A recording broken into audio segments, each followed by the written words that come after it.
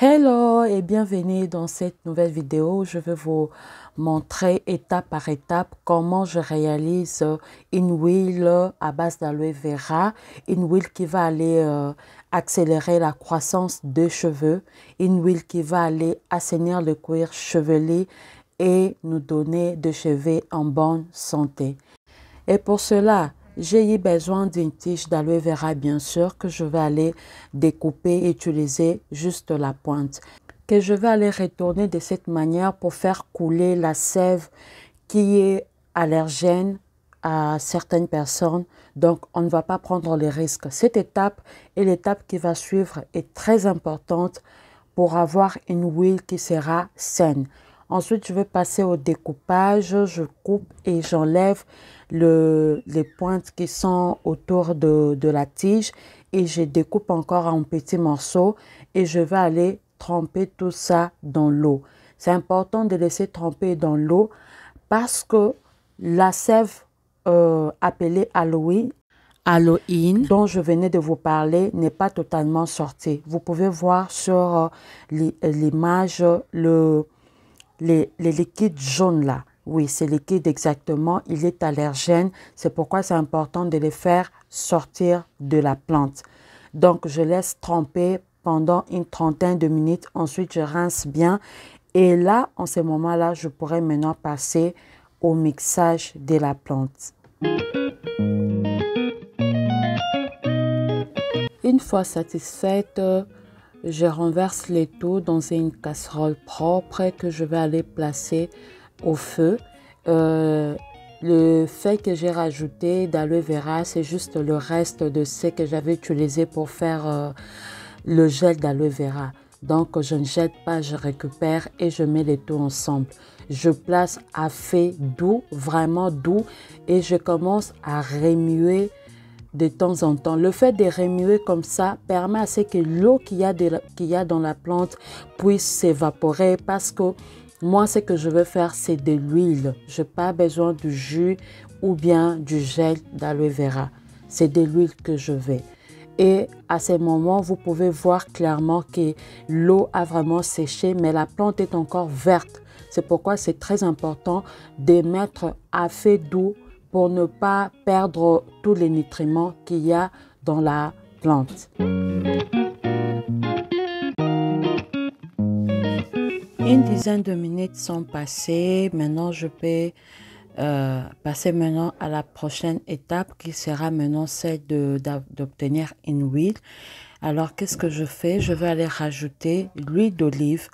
Mais ça peut être l'huile de pépins de raisin, ça peut être l'huile de tournesol. Moi, je préfère toujours utiliser l'huile d'olive parce que c'est mon huile préférée. Voilà, je verse.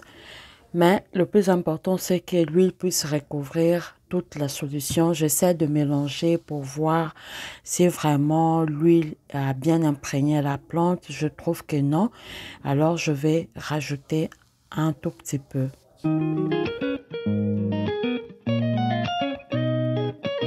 Cette méthode que j'utilise est appelée extraction à chaud ou encore infusion à chaud, c'est-à-dire obtenir le bienfait de la plante à partir d'une source de chaleur.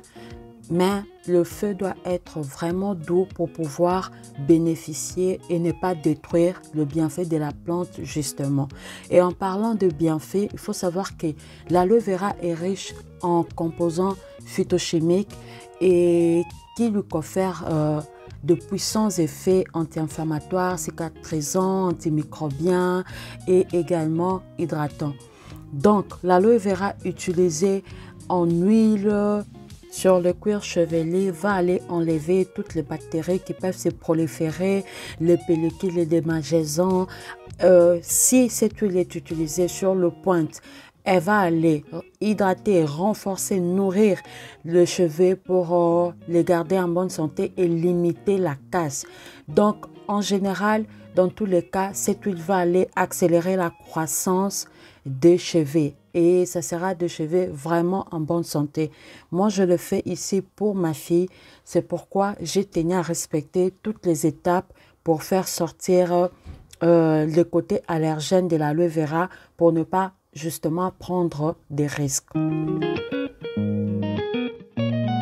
À ce stade, après 10 à 15 minutes, je suis satisfaite. Je vais le sortir du feu, laisser reposer, laisser refroidir, mais pas totalement. Il faut que ça reste un peu tiède pour pouvoir récupérer toute l'huile. Et ensuite, je vais aller tamiser.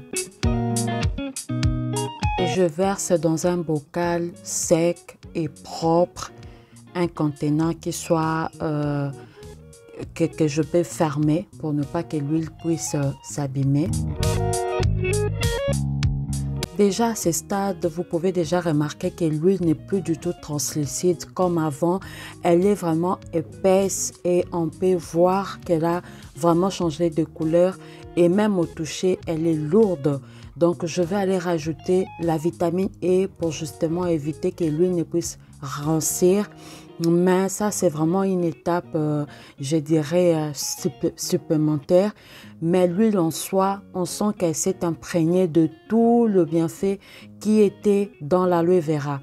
Vu que l'aloe vera est une plante qui est composée à 90% d'eau, je vais aller mettre 10% de la quantité, donc à peu près 12 gouttes d'huile de vitamine E qui va aller jouer le rôle d'un conservateur aussi. Et je vais juste bien remuer et l'utiliser. Cette huile peut être utilisée sur le tresse, pendant le tresse, après le tresse, vraiment à souhait quoi.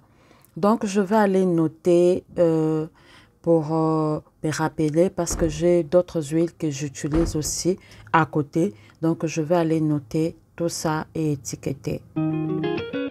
Alors si vous êtes encore là jusqu'à ce stade de la vidéo, je veux vous inviter à me laisser un pouce bleu, à vous abonner à la chaîne si ce n'est pas encore fait, à partager la vidéo sur Facebook, dans le groupe WhatsApp et voilà, mon huile est prête. Je suis plus que satisfaite. C'est celle que j'utilise en ce moment pour ma fille et je vois de très beaux résultats. Sa tête est toujours hydratée à tout moment. Son cuir chevelu est toujours hydraté à tout moment. Et moi, je suis vraiment satisfaite de cette huile. Merci d'avoir regardé et à la prochaine vidéo. Bye!